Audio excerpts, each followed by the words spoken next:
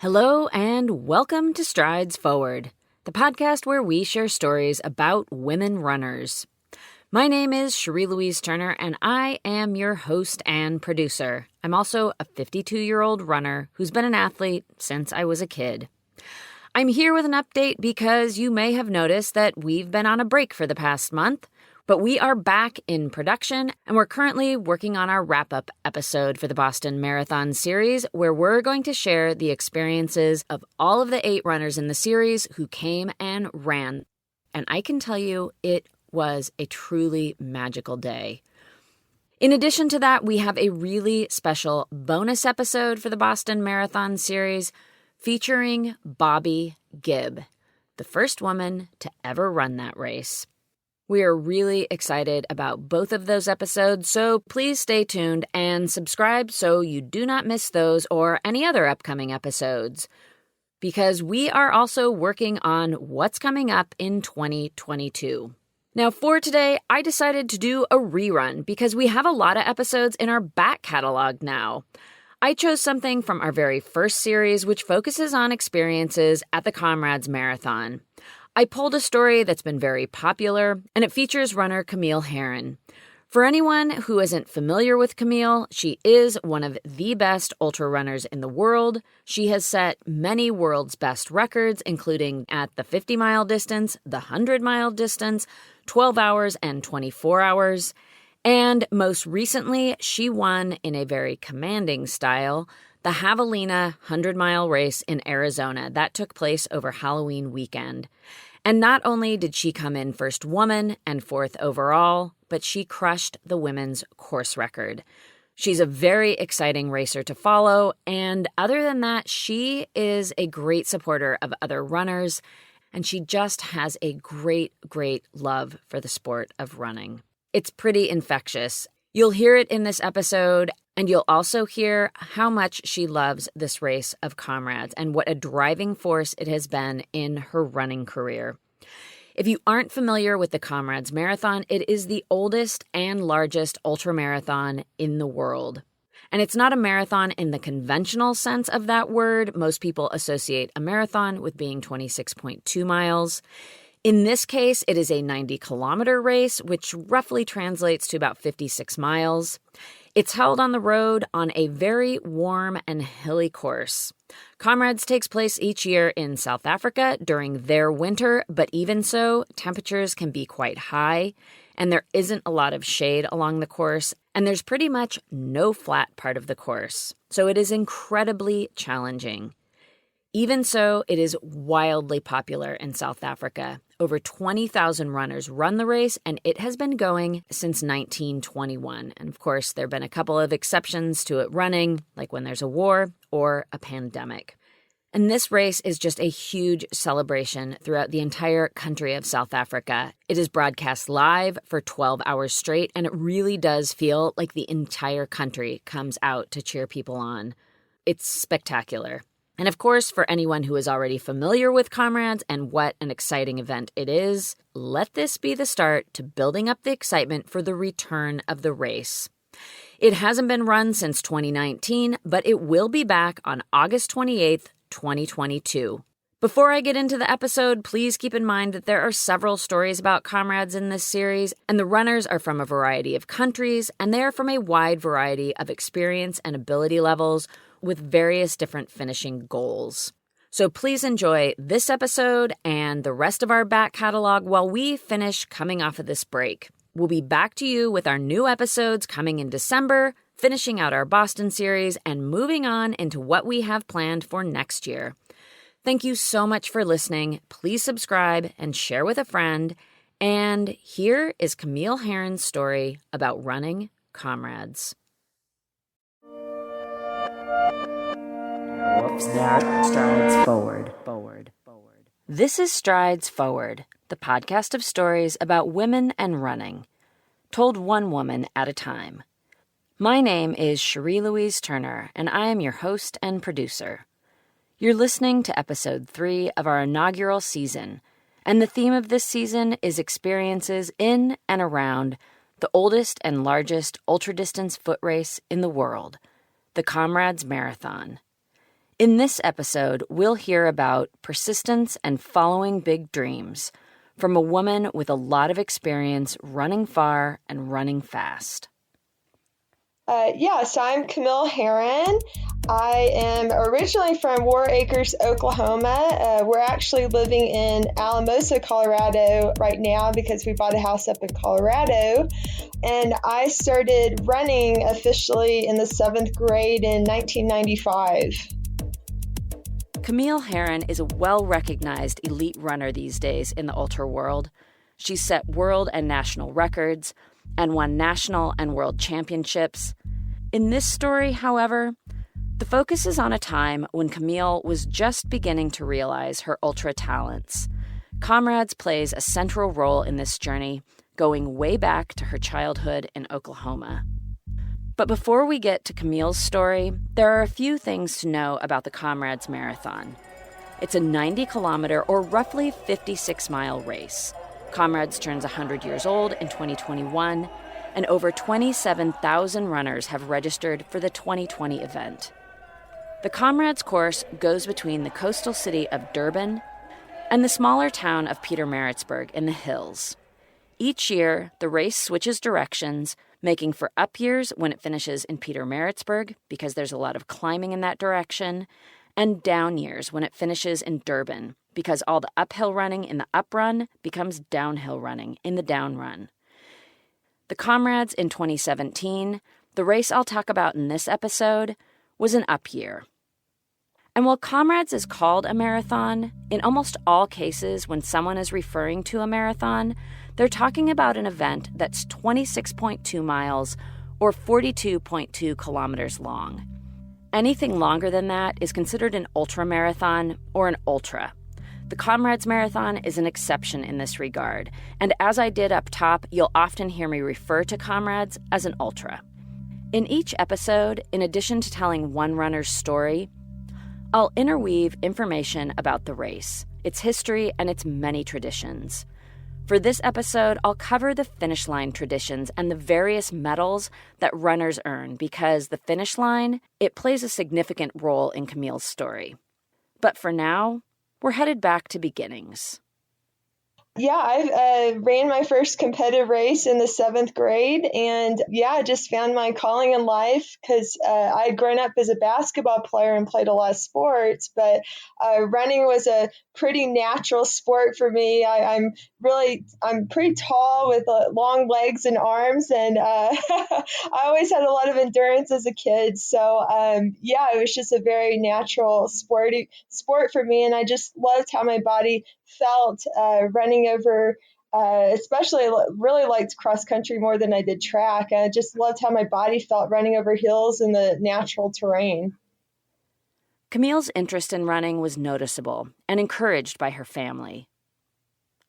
So my first running book in the 7th grade was Lore of Running by Timothy Noakes. And so I got to give credit to my dad for getting me the best possible running book he could, because Dr. Noakes talks all about comrades in that book. And so it was really hard at the time for me to wrap my head around someone running 55 miles. Just being a young girl in Oklahoma, I mean, it just sounded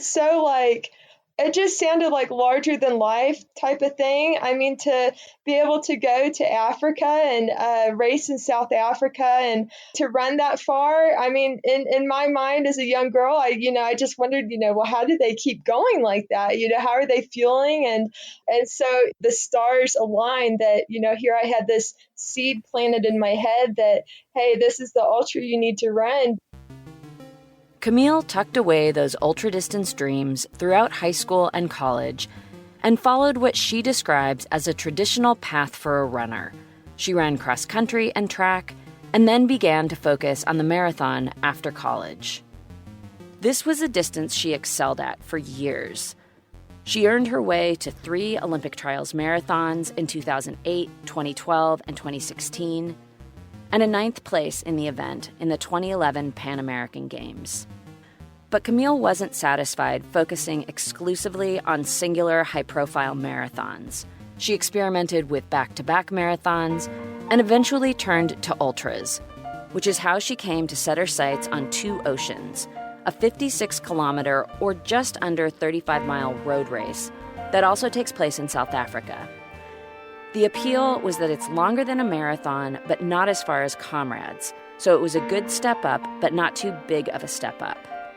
Two Oceans and Comrades are largely considered two of the most prestigious and competitive road ultras in the world.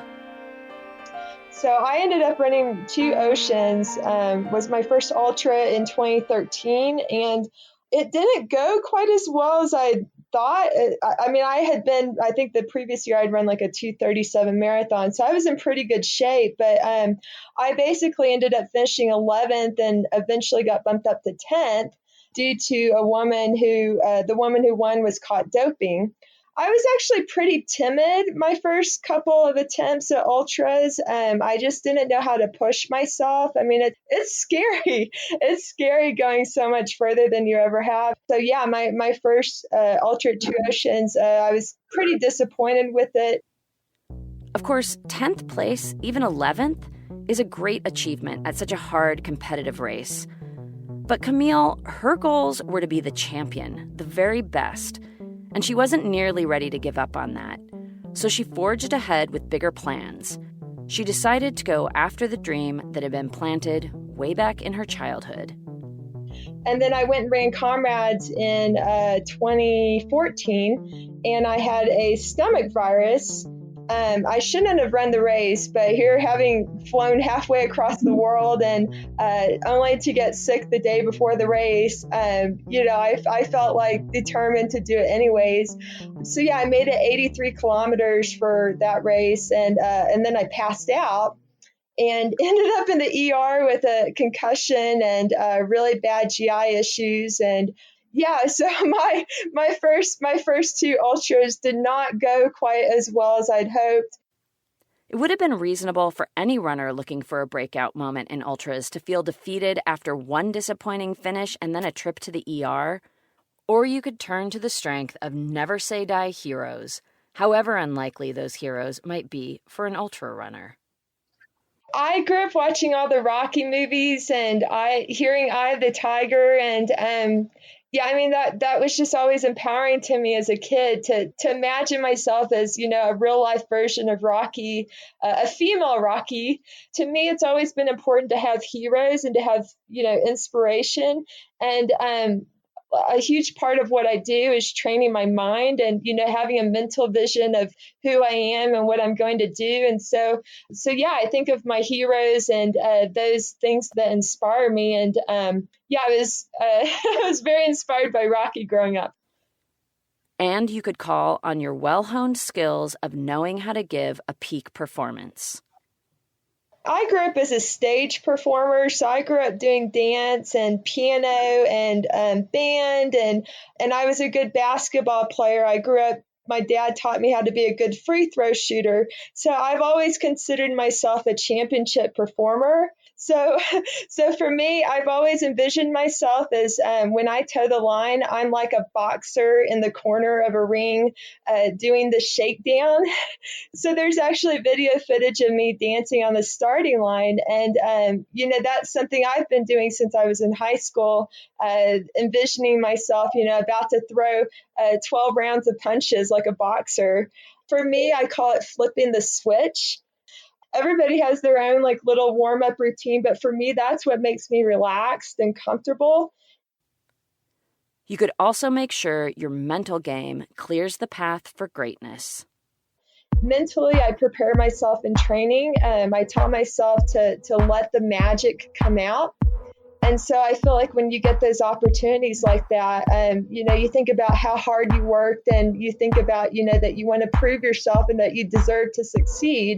And so for me, I'm telling myself, I'm born to run. I'm born to do ultras. And then you make sure to keep showing up. You persist. I recommitted myself in 2015 that I just felt like I had this. It was just this feeling I had inside that I was meant to be an ultra runner. So when I ran my first 100K in 2015, I ended up winning the national title at Mad City.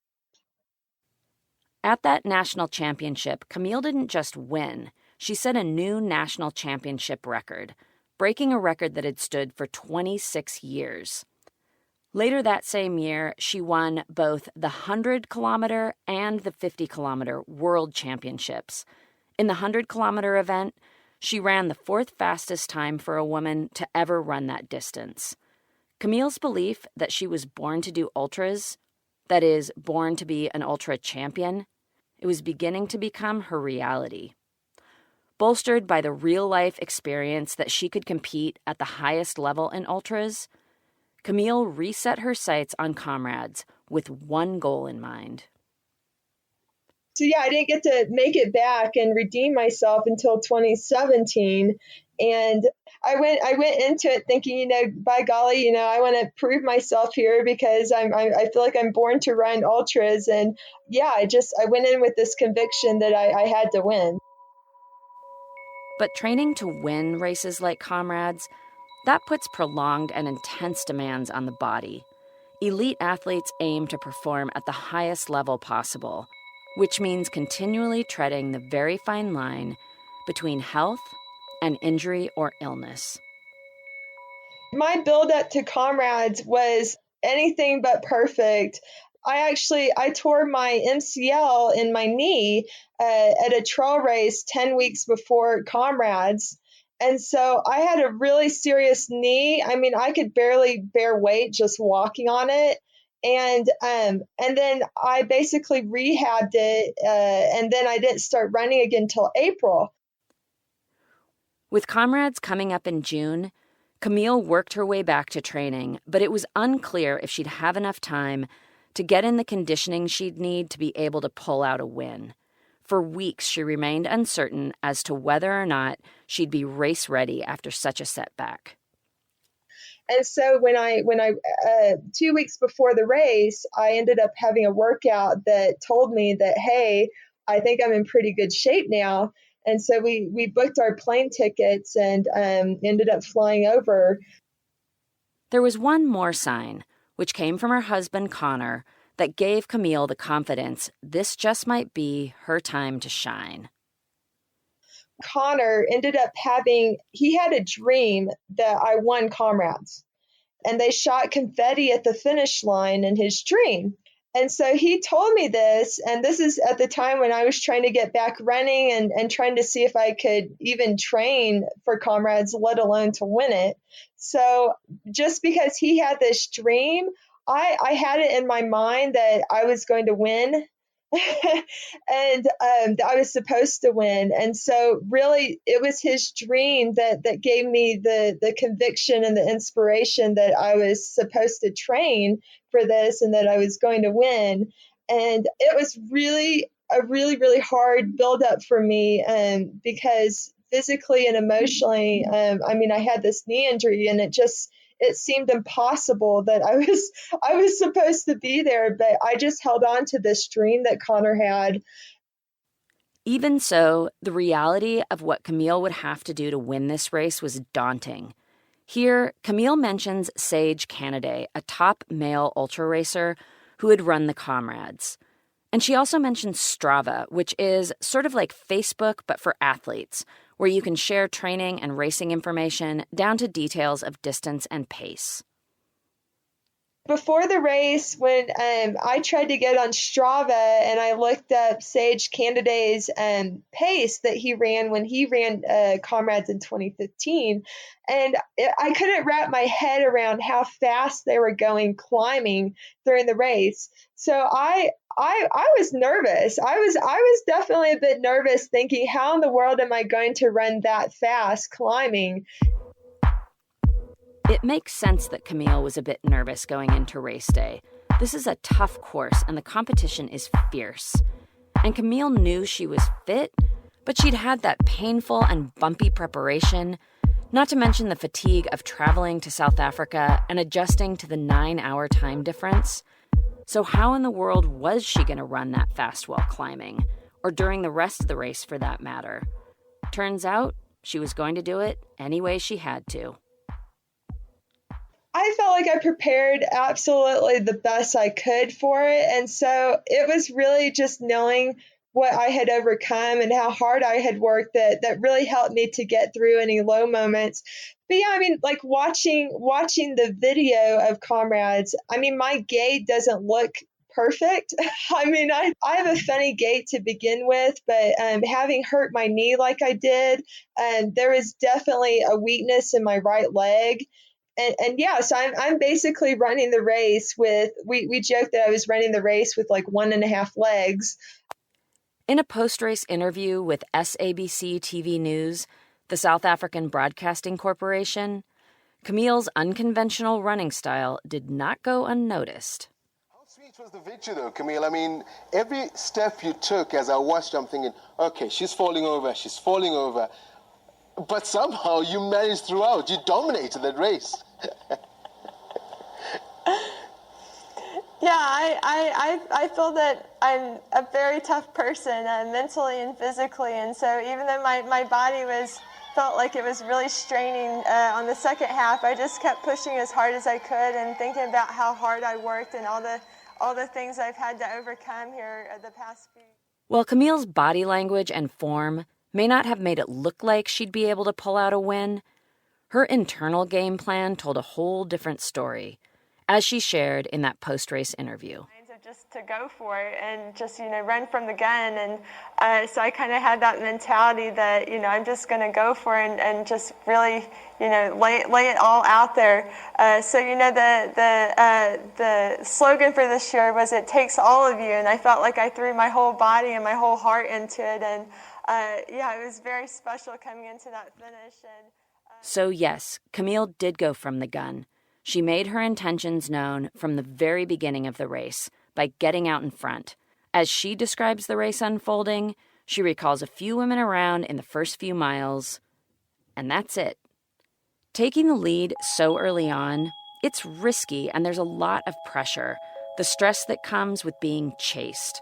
Are you pushing the pace too much? Not enough? You don't know what your competitors may be holding back or what might happen to slow you down. It's a bold move that can have big payoffs or huge consequences. And at the front, there's a lot of distracting fanfare to contend with. Comrades is live on television for 12 hours, which means that the race leaders are running right behind a media crew.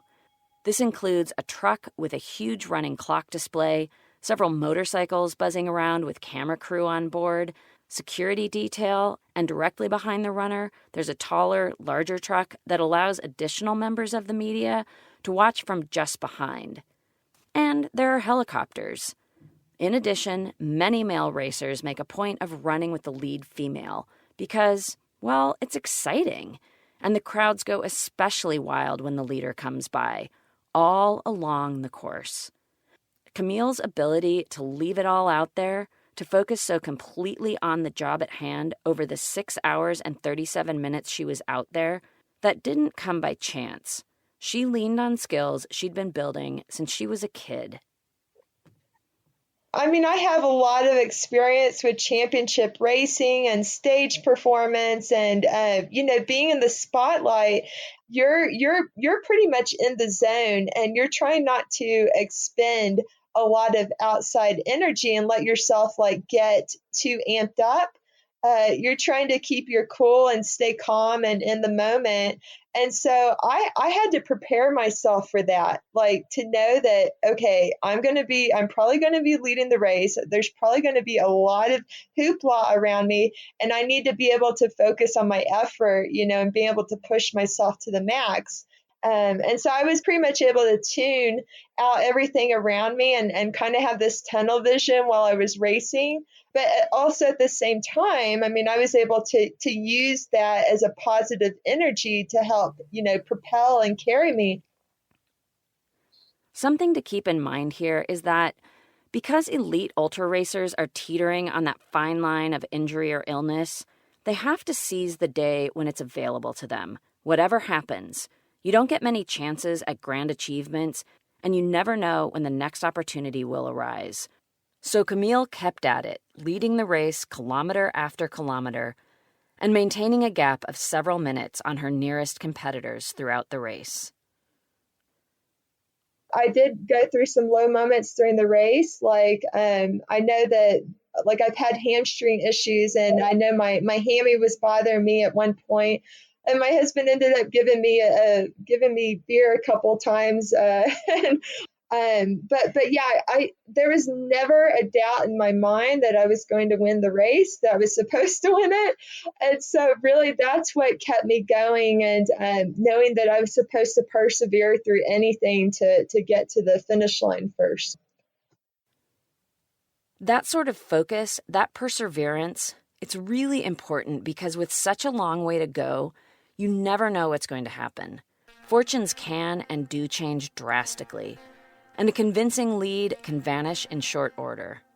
At Comrades, one point in the uprun that is particularly critical in this regard is Polly Shorts, the final big climb of the race, and it comes at the 79-kilometer or almost 50-mile mark, not far from the finish in Pietermaritzburg. Polly's is steep, and it goes on for just over a mile or a couple kilometers. I talk about Polly's a bit more in episode 1, because it also played a part in Devin Yanko's time at Comrades. Polly's is that soul-searching part of the course that carves out deep memories in many runners' uprun experiences. For those who are racing, it's the final place to throw down or get passed by. When Camille came into Polly's, she did still have a gap of several minutes on second place. About 10K to go, I knew that if I crested the top of Polly Shorts Hill, that I guess there's stats showing that if you crest the top of Polly Shorts, that you're guaranteed to win the race. But Camille still had to get up and over Polly's, and given the climb's reputation, race announcers are keen to focus on the action here. Still leading the pack at the moment now. We are coming to 10 kilometers to go for her as we're coming to the end of this race now. She's really been leading all along. It will be so heartbreaking if she loses this one right at the end. Like if she does cramp and loses the race right at the end. They've been led for so long. But with each running stride, Camille powered closer to the top, along the way passing fellow male runners, several of whom had succumbed to bouts of walking, which isn't uncommon, as 2015 female Comrades champion Carolyn Voetsman didn't hesitate to acknowledge. And Carolyn Voetsman is back with us. And how is Camille looking at this stage? She looks like she's struggling, but you just mentioned she's not even walking. You know what, I think that Polly's is a really, really tough hill to try and tackle at this stage of the race, and she is still running up it, so as tight as what she looks, that's to be expected on Polly's. And she hasn't walked yet. Well, it doesn't look as if she walked before it came to her. So if I was there, I would definitely be giving her a high five right now. 10 out of 10 for effort running all the way up Polly's. I think I walked about 4 times up Polly's the year that I run. And so when I hit the top of Polly Shorts, I knew I was going to win, and I had this like amazing feeling inside, like, oh my gosh, I'm going to win this thing. And so yeah, it was pretty cool when I crested the top of that hill, and then it's pretty much downhill from there. And I mean, I love to watch the video of that too, because I look like I start flying down Polly Shorts. And I mean, I was just so excited because I just knew I had it in the bag. But to win, there's that final detail of crossing the finish line. I saw you raise your arms. I'm like, Camille, no. Carry on running. In the bag. Well, she thinks it's in the bag, but she's not at the finish yet. And a bit of confusion here for Camille Herron. They're just telling her, look, you've still got some way to run. And she can probably walk it and still win this. And it looks like that's what she's decided to do. Camille explains her experience in that post-race interview. So I crossed a timing mat with an arch, and they handed me a rose, and I thought that was the finish line, and I just started, stopped my watch and started slapping high fives with everybody, and apparently everybody was yelling at me to keep going, and but it was so loud that I just didn't know. I couldn't hear what they were saying. And so yeah, that may have been the most frightening part of the race, that I actually stopped at the wrong timing mat for about a minute and a half. But fortunately, another runner came up behind me, and and pointed that I wasn't quite there yet. So very far from Camille Herron. And now Herron realizes that she hasn't actually quite finished the race and puts in a last little sprint finish towards the end there. And she's really going for it now. And back in that post-race interview, Camille tells her side of this last-minute blitz to the line. It was like probably the fastest I've ever sprinted the last 200 meters of a race. I still had something left in me to get there. So yeah, it was the actual finish was much better. Camille was able to claim her victory, becoming only the second U.S. female to do so. And about that finish line snafu, where Camille stopped, it wasn't so crazy for her to think that that was the finish, especially considering how completely exhausted she was. There's that timing match she mentions, which runners expect to see at the finish. And she had just entered the stadium, and Comrades runners know that the finish of the race, it's in the stadium. And just before Camille stopped, she had received 2 of the items Comrades winners are given near the finish, a rose and a scroll. These are a couple of the many end-of-race traditions at Comrades.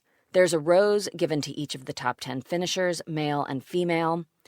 The scroll, which is only given to the male and female winners, is a message of greeting and friendship exchanged between the mayors of Durban and Pietermaritzburg from year to year. In addition, top finishers receive prize money, which is and has been equal for men and women since 2001. For every runner who completes Comrades, they earn a medal. The type of medal you get depends on your finishing time. For instance, the top 10 men and women receive a gold medal. As of 2019, there's the Isabella Roche Kelly Medal, in honor of this 2-time Comrades champion and the first woman to break 7 hours, 30 minutes, which she did in 1980. This medal is only given to women and goes to those runners who finish under that 7:30 mark but out of the top 10. For all the racers who finish between 7:30 and 9 hours, they're given the Bill Rowan Medal, named after the winner of the very first Comrades.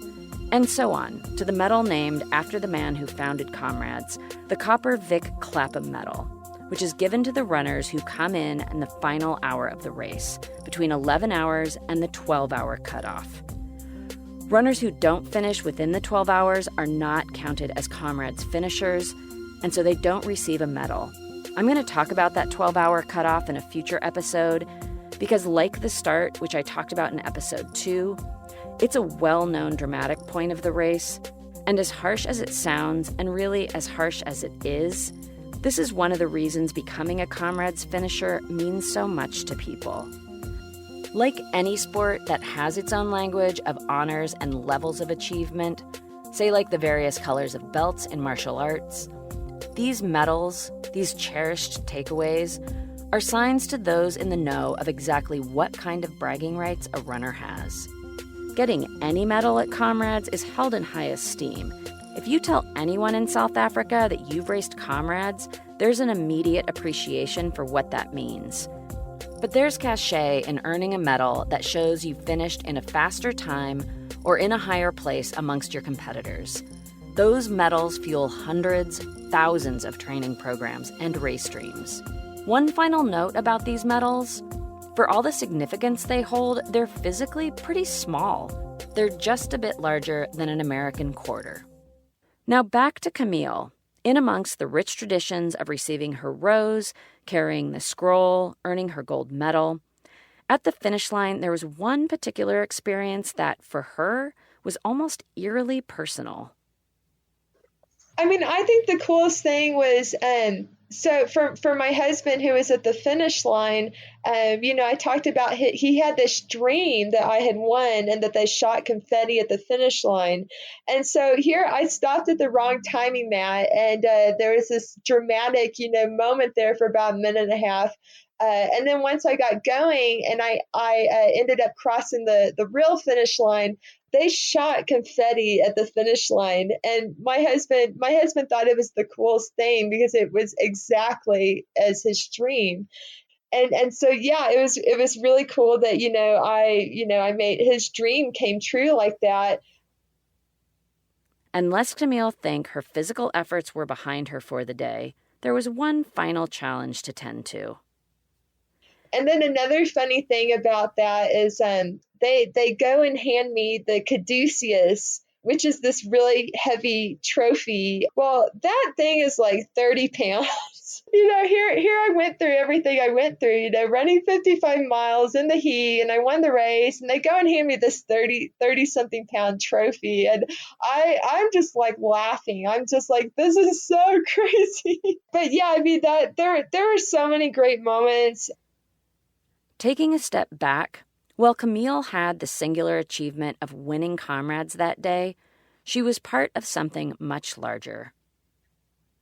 So Comrades, I feel like Comrades is a race that brings people from all over the world together, and it's something that it makes me smile just thinking about it. Or even when somebody tells me that that they ran Comrades, it feels like we kind of have this shared sense of we know what it's about. We know that it's bringing humanity together.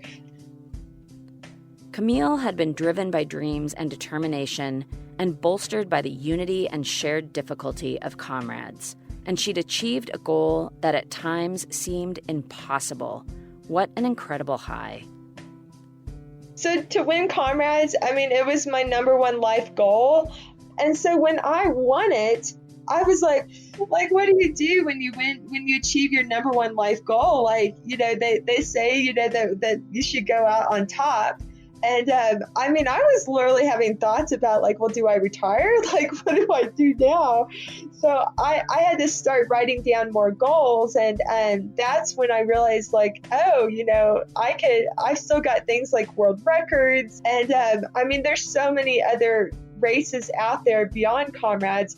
But I think that winning Comrades is kind of the pinnacle of excellence. And yeah, it gives me a sense of relief that, hey, I've already achieved my number one goal. Anything else I do from now on is just icing on the cake.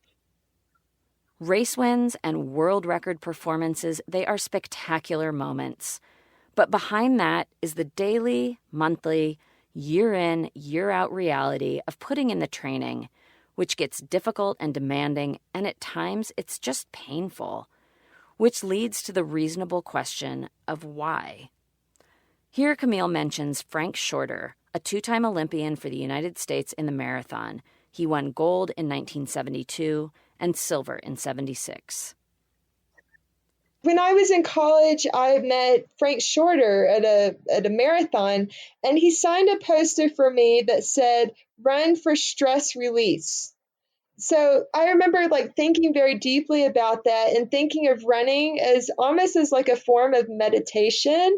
It really just changing how I think about running. It really started to impact me, and I started to really enjoy my running.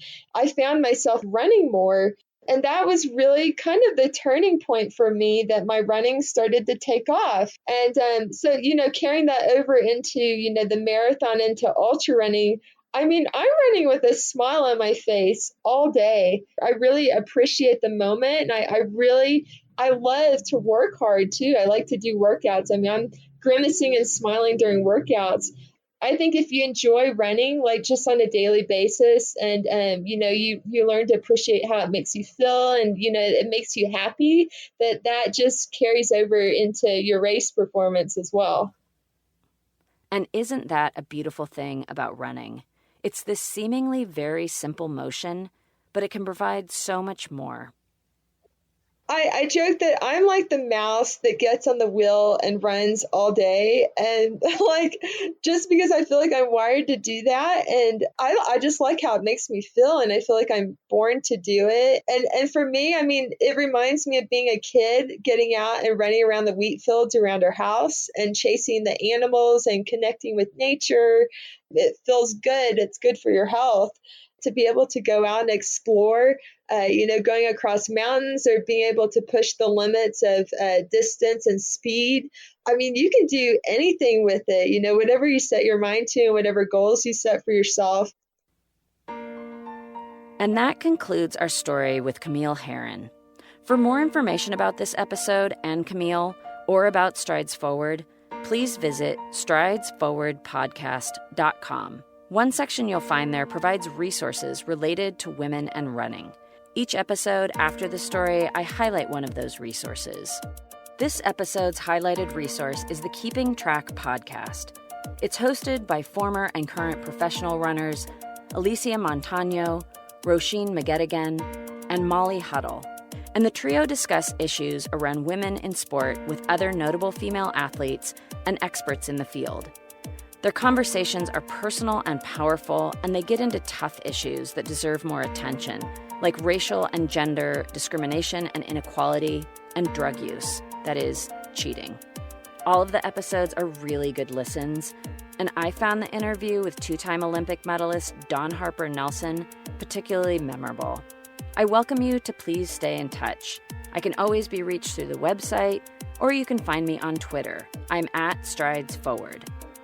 Thank you to Camille Herron for sharing her story and, like all of the runners in this first series, for taking a chance on a podcast that was just a passionate idea when she granted me this interview.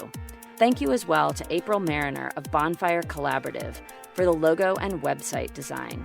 You can find April at bonfirecollaborative.com. And thank you to Cormac O'Regan for the original music and sound design. And thank you to you, the listener. I am thrilled you're joining this podcast journey. Please subscribe and share with friends and family, and leave your thoughts in a review. Until next time, this is Cherie wishing you satisfying strides forward.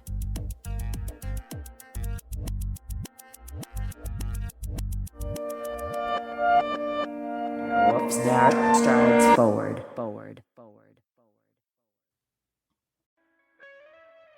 Hear Her Sports is a podcast for everyone who loves stories by and about women striving to improve and make a difference in their lives.